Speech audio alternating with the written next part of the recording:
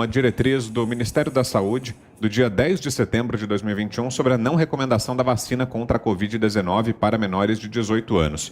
E essa portaria depois foi alterada. É isso, Ana? Explica pra gente o que aconteceu. É isso, Vitor. Ontem nós lemos uma diretriz, do Ministério da Saúde que foi publicada agora, há 4 dias, no dia 10 de setembro. E eu li aqui exatamente aí, está aí na tela, que diz o seguinte: vacinação de menores de 18 anos. As vacinas Covid-19 não estão indicadas para essa faixa etária. Indivíduos que forem inadvertidamente vacinados deverão ter seus esquemas encerrados sem que sejam administradas doses adicionais. Por uma curiosidade, Vitor, assim que nós demos essa notícia aqui, eu coloquei o link do PDF no meu Twitter, várias pessoas tentaram acessar e a página entrou em atualização. E assim que ela entrou em atualização, eu consegui conversar com o Dr. Hélio Angotti Neto, que é da Secretaria de Ciência, Inovação e Insumos Estratégicos, e ele disse que realmente ele confirmou que a página estava em atualização. Aí, às 18h47 de ontem, entrou uma nova portaria que diz o seguinte, essa aí de ontem, do dia 13 de setembro. Atenção, recomenda-se, antes de qualquer vacinação, seja verificada nas bulas e respectivos fabricantes as informações fornecidas por estes sobre as vacinas a serem administradas. Até o momento, no Brasil, a vacinação contra a Covid-19 não está indicada para indivíduos menores de 18 anos. O problema, Vitor, a gente está vendo aí na tela, tem um outro quadrado aí vermelho. O problema é que logo abaixo dessa nova portaria, onde diz que no Brasil a vacina contra a Covid não está indicada para menores de 18 anos, na mesma página quase diz que dentre os imunizantes disponíveis, apenas a vacina Covid-19 de RNA mensageiro, desenvolvida pelo laboratório Pfizer, tem liberação para essa faixa etária. E aí diz que em discurso na Câmara Técnica do PNI e em reuniões tripartite, decidiu-se a vacinação de adolescentes com comorbidade e após a vacinação com a primeira dose da população acima de 18 anos, proceder-se-á a imunização do grupo etário de 12 a 17 anos sem comorbidade.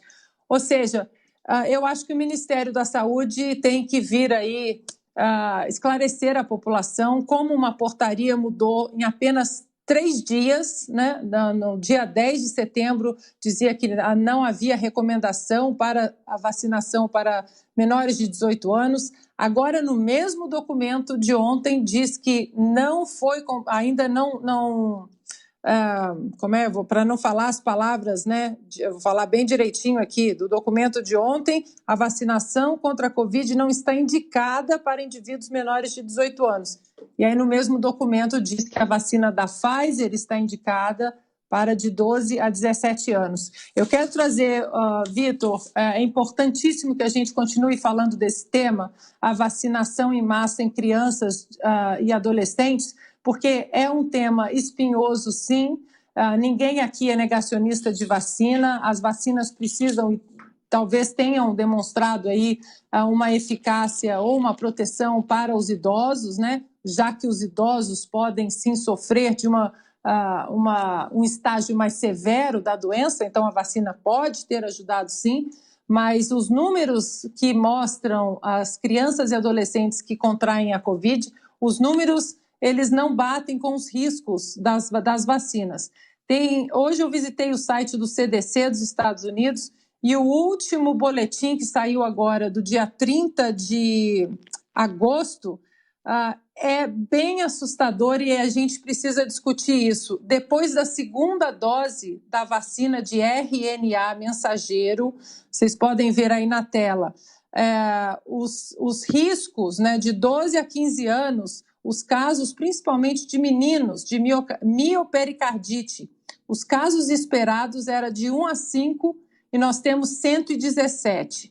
De 16 a 17 anos, os casos esperados de 0 a 3 e nós observamos 121. de 18 a 24 anos, casos esperados de miopericardite, de 1 a 11, e nós estamos vendo aí 213 casos. Ou seja, o próprio CDC também está alertando com a vacinação, né, de RNA mensageiro. Lembrando que essa janela aí que está na tela é uma janela de 7 dias do próprio site do CDC e do último relatório de 30 de agosto. E a gente precisa discutir isso, Vitor, e o Ministério da Saúde, o ministro Queiroga precisa vir a público e explicar a mudança tão drástica em 3 dias, assim, num relatório no dia 10 de setembro, dizia para não recomendação, nós até falamos ontem que bom que estão sendo responsáveis com os nossas crianças e adolescentes, e hoje já há uma nota muito confusa que diz que não recomenda, mas recomenda a da Pfizer, sendo que o próprio CDC está mostrando números preocupantes do RNA mensageiro e da própria vacina Pfizer. O próprio CDC diz também que de 12 a 15 anos há 4 vezes maior risco de internação do que a própria a Covid, aí, o próprio estágio severo da doença. Mais uma vez, Vitor, eu quero ouvir, né, os meus colegas, o Fiuza, porque eu, como mãe, estou muito preocupada com essa vacinação em massa em crianças e adolescentes, estou preocupada com essa coerção de vacinar do passaporte sanitário em crianças, e isso é muito importante que a gente discuta e também cobre do Ministério da Saúde e do ministro Queiroga por que dessa confusão e por que de não estar tão claro assim esse plano de vacinação em crianças e adolescentes, com tantos dados já aí mostrando o perigo do NRA mensageiro em crianças e adolescentes. Vitor. Bom, a gente vai seguir nesse assunto então, Ana, e já estamos recebendo aqui o Dr. Roberto Zeballos, clínico geral e doutor em imunologia, vai conversar com a gente justamente sobre esse assunto. Dr. Zeballos, já a postos aqui, e eu te passo então, Fiuza, para que você faça suas considerações e na sequência então a sua primeira pergunta ao Dr. Zeballos. Boa noite, doutor Zeballos. Em primeiro lugar, doutor, se eu me permita um comentário sobre esse excelente trabalho de reportagem que a Ana Paula fez agora, para dizer só o seguinte: isso é um juízo meu, não é uma pergunta ao senhor. Isso é um escândalo. Isso é um escândalo ético. Isso é um caso de polícia. Estas diretrizes para o suposto plano de imunização de Covid são um caso de polícia. Então, como pode a autoridade de saúde emitir uma diretriz? Ela é apresentada, por acaso, aqui neste programa, não recomendação de vacinação deste grupo etário, e, ato contínuo, minutos depois, a página sai do ar e volta com uma outra forma, sendo que, por isso que eu digo que é caso de polícia, a nova forma é contraditória em si. Isso foi feito correndo, não é possível. Eu custo a crer, eu não posso estar vendo isso. Eu não posso estar assistindo isso, né? Nessa altura aí da vida, né? Desse século XXI, com tantos avanços aí morais, civilizacionais, eu não posso estar assistindo isso.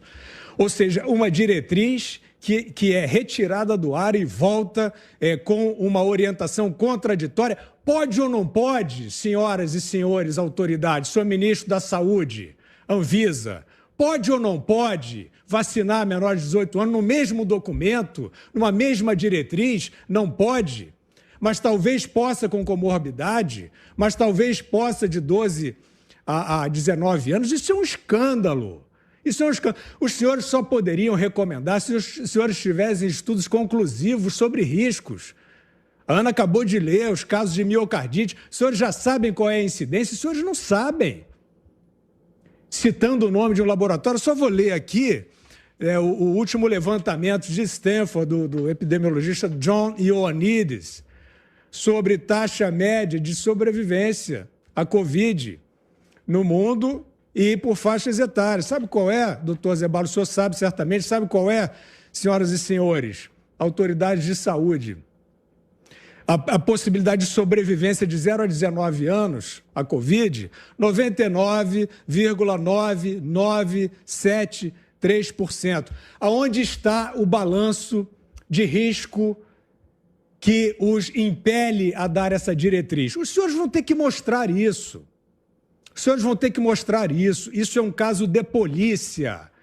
Eu não quero mais saber, porque as autoridades se omitem, a classe médica, com raras exceções, como o doutor Zeballos, se omite, a ciência se omite. Isso é um lobby asqueroso, vindo de todos os lados. Imprensa vamos falar mais no programa sobre desembargadores, né? Fazendo um cerco, um assédio moral desumano com essa falsa ciência. Então, isto precisa ser esclarecido, o Ministério não pode dar essa diretriz. Eu não quero nem falar do sofrimento das mães que já perderam filhos após a vacinação. Agora, doutor Zeballos, eu passo ao senhor só pedindo que o senhor comente, por favor, essa reportagem feita pela Ana Paula Henkel. Bom, é o seguinte, eu vou começar lá de cima. Eu ainda acredito, e eu quero informar quem está nos ouvindo, que o nosso critério tem que ser proteger o nosso paciente. Ponto.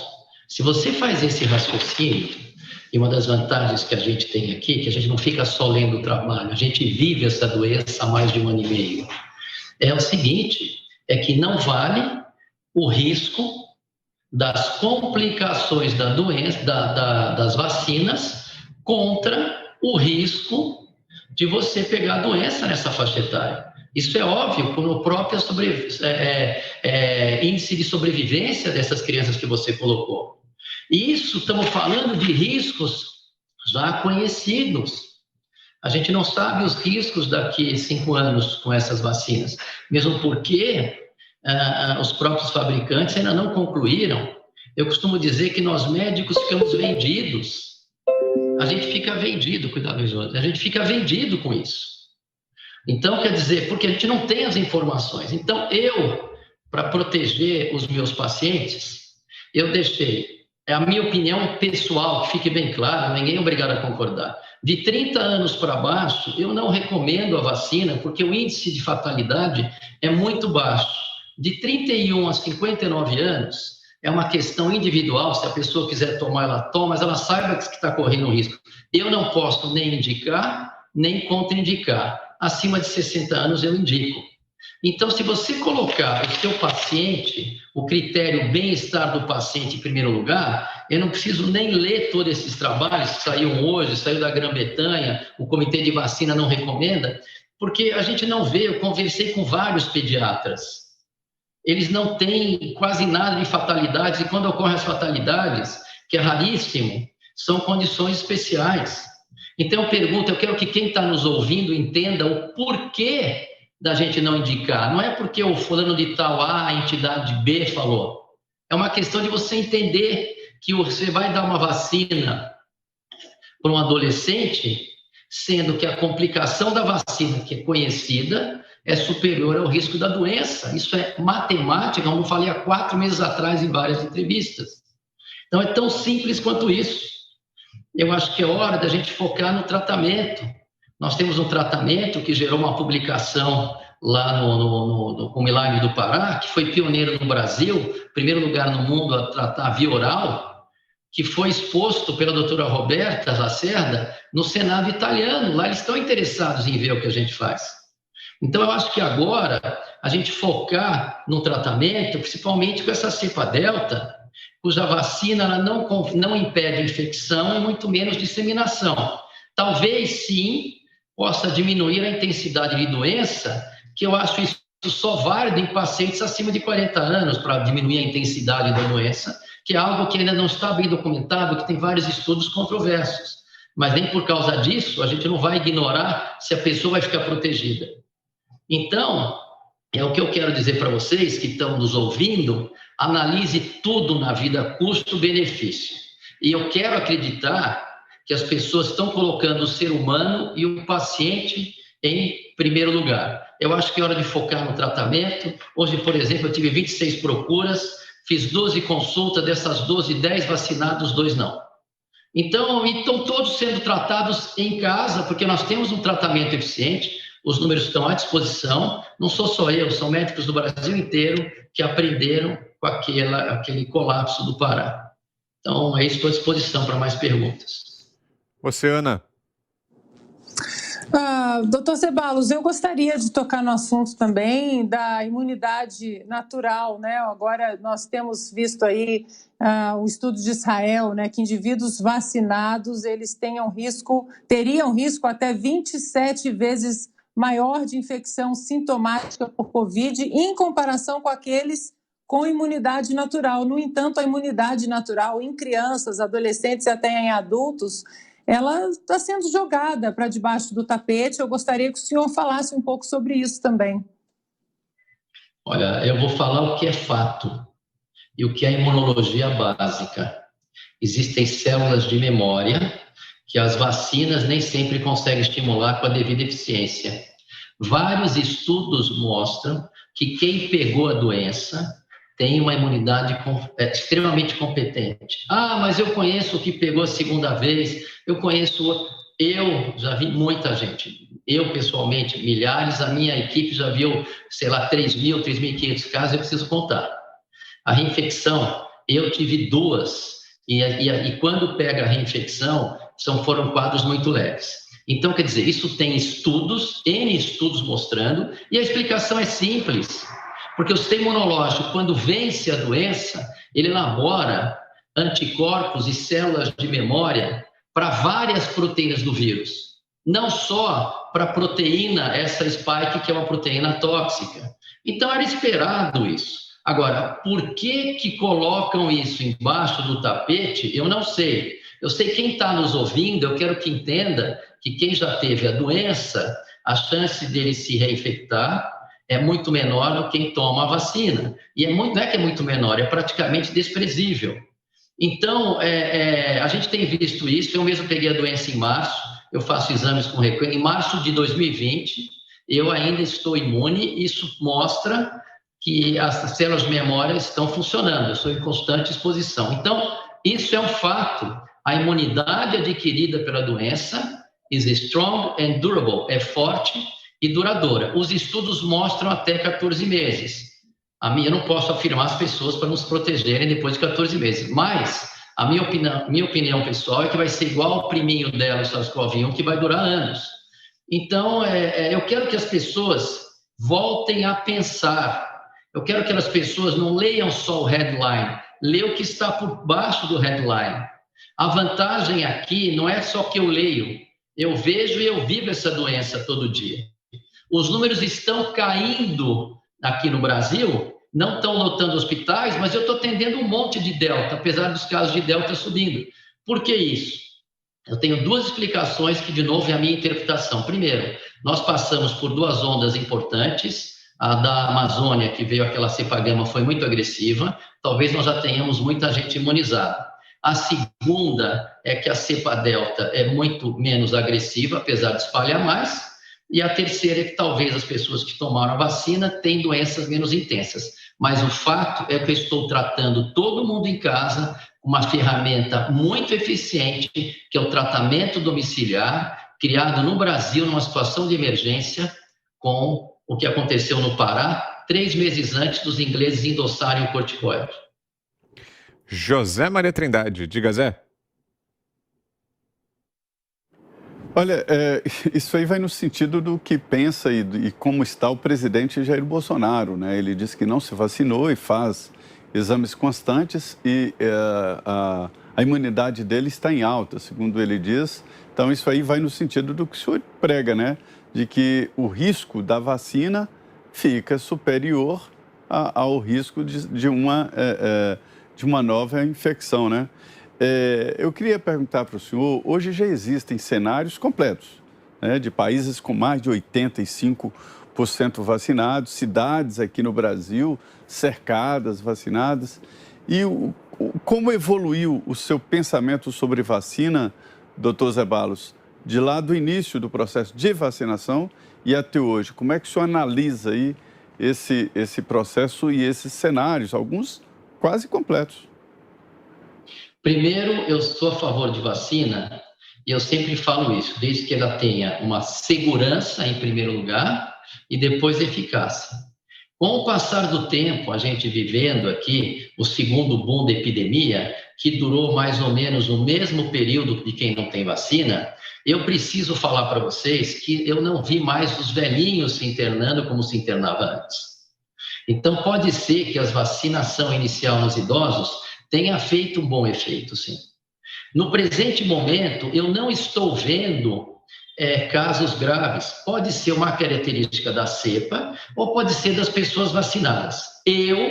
No presente momento, eu quero dizer que é uma amostra pequena, mas no presente momento eu estou vendo as pessoas não vacinadas também respondendo muito bem, talvez porque essa cepa sendo menos agressiva. Mas eu não posso ignorar a possibilidade concreta das vacinas terem protegido uma infecção mais intensa. Então, o que eu penso hoje sobre vacinas, particularmente com essa cepa Delta, eu penso basear nas informações que nós temos, que é o seguinte: a gente não tem informações das complicações precisas da vacina, a gente não tem uma informação perfeita do malefício, isso não está claro, que nem quando você fala da vacina de febre amarela, que tem uma fatalidade a cada 25 milhões. Nós não temos esses dados. Então, eu não posso, como médico, indicar algo que nem eu, nem os fabricantes sabem. Agora, eu indico pelo custo-benefício. Quem é que me dá trabalho? Se você está acima do peso, perde 10 quilos, porque isso faz diferença. Quem é que me dá trabalho? Aquelas pessoas com mais de 50 anos, até pessoas com mais de 60 anos, isso é a nossa experiência, dão trabalho. Como eu estou numa estrutura de ponta, em dois hospitais de ponta, os nossos resultados de fatalidade são muito baixos. Mas se essa pessoa não tivesse uma assistência no hospital de primeira linha, talvez não vingasse. Que lá os colegas são muito bem preparados que nos auxiliam. Então, o que acontece? A minha visão de vacina hoje é custo-benefício. Eu preciso viajar, então o critério é outro. Aí ele vai lá e corre o risco. O que eu não quero é que a pessoa tome a vacina, tire fotinho e ache que está protegido, porque não é isso que eu estou vendo. Agora, boa notícia para quem está nos assistindo é que está respondendo muito bem ao tratamento. E se quiserem, os médicos do Brasil inteiro que estão ouvindo a gente, se quiserem usar o protocolo do Pará, que não envolve os medicamentos polêmicos, não envolve, ele dá conta do recado, sim. Estou à disposição com o estudo e com os números que a gente tem. Então, se você tem um tratamento altamente eficaz, que eu só estou, hoje dei alta para mais 2, eu só estou com 3 casos internados de Covid, eu já cheguei a ter 33. E os números de Covid estão aumentando, mostrando o quê?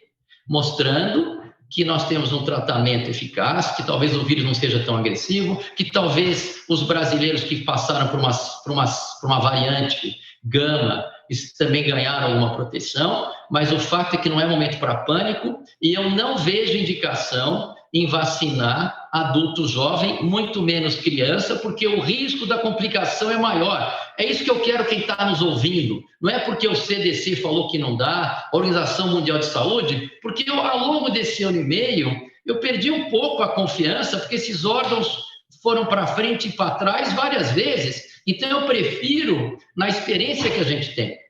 E nós, brasileiros, estamos bem familiarizados e temos várias estratégias terapêuticas que são competentes. Então, minha visão de vacina é custo-benefício. E cada caso tem que ser analisado individualmente. Agora, as pessoas têm a falsa segurança de tomar uma vacina e achar que está protegido. Então, isso não está acontecendo, não é o que eu estou vendo, as pessoas estão se contaminando, mas com baixo risco. Nunca tomem corticoide no primeiro dia, que complica a doença, só depois de 7 dias. Isso aí também fica espalhando e está me dando trabalho as pessoas que tomaram corticoide na hora errada. Então, doutor Roberto Zebadios, clínico geral, doutor em imunologia, com a gente aqui em Os Pingos nos Is. Obrigado mais uma vez, doutor, pela presença e pela entrevista, pelos esclarecimentos. Até uma próxima. Obrigado, um prazer todo meu. Algo mais, Ana, antes de fecharmos? Só para deixar bem claro, Vitor, para não confundir as pessoas, né? Esse documento do Ministério da Saúde não fala em obrigação da vacina para crianças, adolescentes, nem para adultos, de maneira alguma. Não tem em lugar algum ali, nem do antigo, nem do novo documento, que se fala da obrigatoriedade da vacina mas o antigo documento dizia da não recomendação, era bem específico, e agora esse documento é um pouco confuso. Fala que a vacina para a Covid-19 no Brasil ainda não é recomendada para menores de 18 anos, mas logo abaixo diz que a da Pfizer é recomendada talvez para de 12 a 17 anos. Então, é preciso que o Ministério esclareça isso, porque o povo, principalmente que está tão perdido, né? São tantas manchetes aí falando que sim, que não. Eu acho que é a hora, nesse ponto, do Ministério da Saúde estabelecer, né, uma meta embasada aí nos estudos pelo mundo, e só para esclarecer que, em momento algum desse documento, fala-se na obrigatoriedade da vacina, nem para crianças, nem para adolescentes e nem para adultos. Diga, Augusto. Não, é que o próprio presidente que acompanha o programa, ele falou com o ministro Queiroga e pediu para passar informação para todos nós e para quem está acompanhando, segundo a qual a vacina está apenas disponível para menores com comorbidade que queiram tomar a vacina. É isso aí que o governo decidiu. E nós estávamos até tentando contato com o ministro Queiroga, mas não estamos conseguindo. E o presidente falou com ele. É só essa informação que eu queria passar para a Ana, né? E para pedido do presidente e para quem nos acompanha. Perfeito. Algo mais, Fiuza?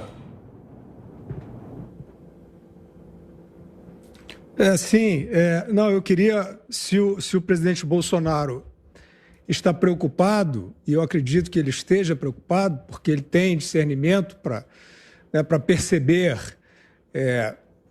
as imprecisões, né, os problemas que as imprecisões de uma política pública desse tipo podem causar, né? Eu quero sugerir aqui, humildemente, que essa redação desta diretriz seja refeita, porque na forma como ela está, ela recomenda, sim.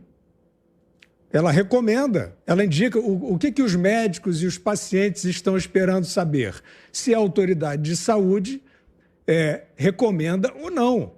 Nós acabamos de ouvir um especialista, o doutor Zeballos, dizendo que ele não recomenda. É uma decisão dele. Mas ele falou do balanço de riscos. Então, o que nós estamos vendo, e que eu acho que é escandaloso, é que a diretriz da autoridade de saúde não contempla os riscos. Acabei de ler aqui. As chances de sobrevida para 0 a 19 anos, não se justifica essa vacina. Estamos falando reiteradamente dos problemas em estudo ainda de miocardite, danos ao sistema cardiovascular.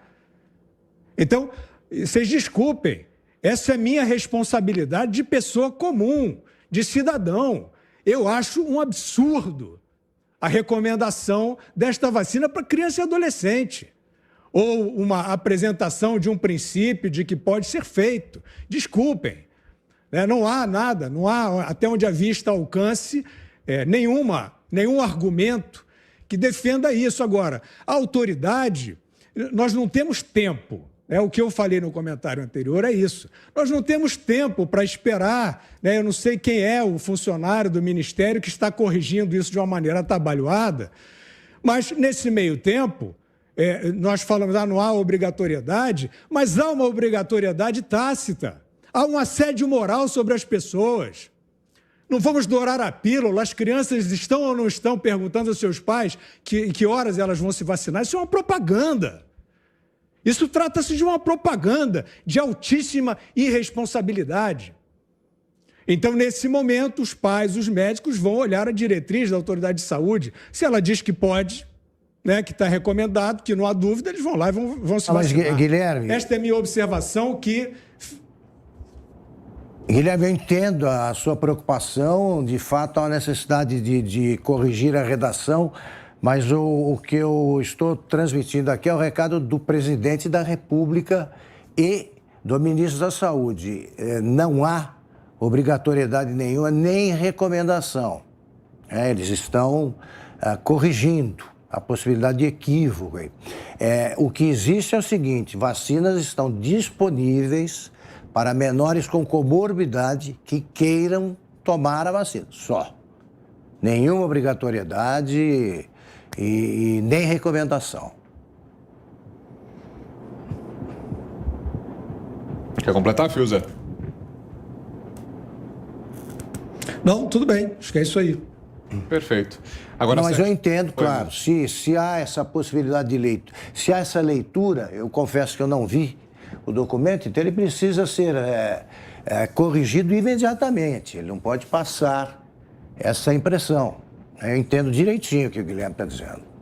O texto está confuso um pouco, Augusto, esse é o problema. Eu não li. Inclusive ontem, no texto que nós lemos ontem, que é a portaria do dia 10, nós enaltecemos exatamente a responsabilidade espetacular do Ministério da Saúde de ter colocado em letras muito claras de um texto seco e claro a não recomendação. O texto de ontem já ficou confuso e muita gente ficou, inclusive, questionando nas redes sociais se alguém estava entendendo o texto de hoje, que não era tão claro quanto o do dia 10. A crítica ao Ministério da Saúde é exatamente em relação a isso, uma maior transparência no texto que veio a público ontem, porque o do dia 10 estava muito claro. Perfeito. Agora, 7h40.